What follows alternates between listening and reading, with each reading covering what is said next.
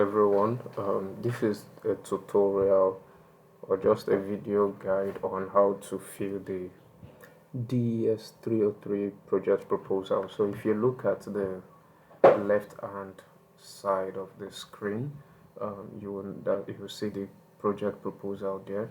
The one on the right hand is the answers I have prepared for me to fill in the project proposal for the sake of this tutorial. So please carefully follow me. When you open the project proposal, uh, the first few things you'll be required to fill in are your details, which I believe we all should know that. Your student name, that's your name, your matric number, your study center, your program of studies. If you are offering, let's say your course is business admin, accounting, English education, mathematics, whatever it is that your course is, you put it here. For email address, I'll recommend you use your now email address. It is preferable so that it will be easier for the course coordinators to reach us in case there is any issue. So you can put in your now email address or your phone number. So now the very first one for section A, which is your project summary. For project title, depending on what project your group has agreed on, that is what will inform your answer here. So for the sake of my group, and the project title that we have agreed on, it is community service for the elderly. So all I'll need to do is to click on this place to write out the project title, community service for the elderly. Community service for the elderly. Let me try to make it a bit bold so that we can see. Okay, community service for the elderly. So you can see that this topic is more or less, it captures the essence of what the examples we can see here. You can see health talk for market women, well repair in Ikot Abasi, like that. So what we are doing is we are carrying out a community service for the elderly. You can increase the font size if you wish so that it is bold enough.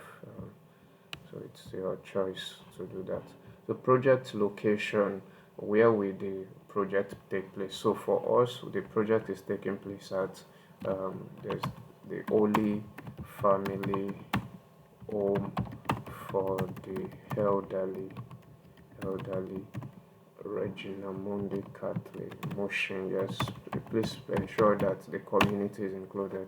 Motion Regina, because this um, home for the elderly is actually located inside this Regina Mundi Catholic Church at Motion. So this is a very comprehensive project location that you have given. It's specified where it can be found. So if yeah.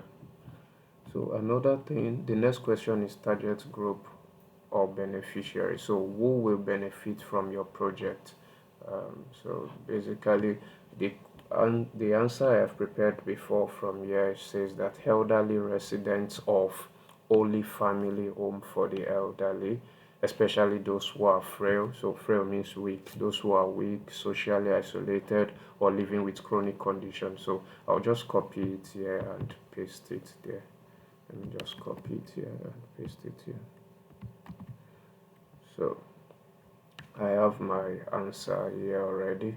Only elderly residents 65 years plus. You can decide not to include that. You can remove that 65 years plus. You can remove that. It doesn't matter.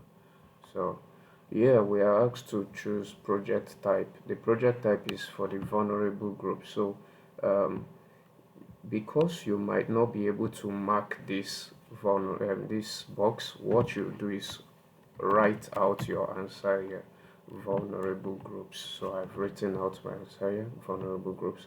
Now let's go to section B. Section B is about project rationale objective.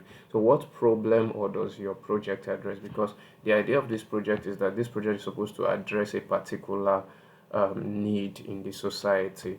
So for us that we are going to the elderly home for the elderly, it means that our project has to address a particular need around that area. And so I have crafted out an answer for that also. And what I have here is that many older adults in residential care suffer from loneliness, limited family visit, and restricted access to personal care items. Social isolation negatively affects their mental and physical well-being, while overstretched facilities often struggle to supply non-medical comfort items. A community-led visit that brings conversation, recreational activities, and essential supplies helps close this gap, boost morale, and remind the elderly residents that they remain valued member of the society. So you can see that. So that's a comprehensive problem statement which you can I'm copying and pasting here for the sake of this. You can see. So this is it here. Many, you can make it bold so that it's distinct enough. Yeah, so for project objectives, so you'll be expected to write 2 or 3 project objectives. So I have, yeah, yes, I have for project objective, provide social interaction, deliver essential supplies, and foster ongoing commitments, and which you can further explain that. So, and if you are in a group, your answer to this project,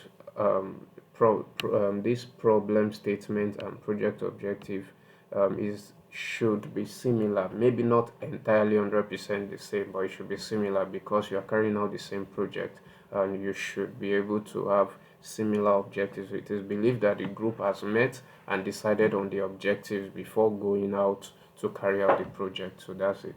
So, and then the next section is section C, project plan. From project plan, you are asked what key activities will you do. So depending on what you wish to do, for me here, what I have is for key activities: meet with care home management to confirm dates, the elderly residents need and safety protocol. That's number one. Number two, recruit volunteers and run a mini fund or item drive for gifts. Number three, purchase the care packages, arrange transport. Number four, conduct the visits. Number five, document the activities and gather feedback. Yeah, so it doesn't have to be complex. You just write out the key activities you are going to do. That's what you are doing here. For timeline, when will it happen? Let's say, for example, you want to do it in the month of July, so you can just say July, maybe mid-July or the second week in July. Just give an approximate idea of when you are doing it, and you can see from the example provided here. So for resources needed, what are the resources that you need?